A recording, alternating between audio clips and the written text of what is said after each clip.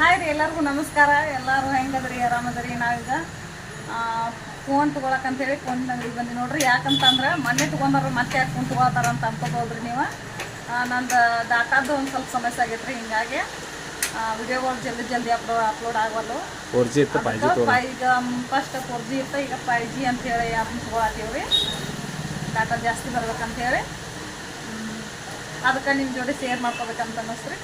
ಅದಕ್ಕೆ ಮಾಡ್ಕೊಂಡ್ರಿ. Thank you, ನಮಸ್ಕಾರ.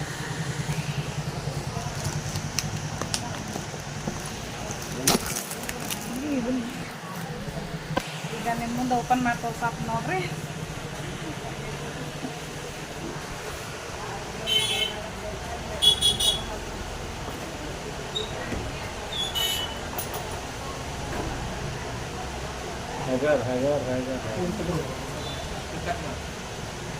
ಇಲ್ಲೊಂದು ಕಟ್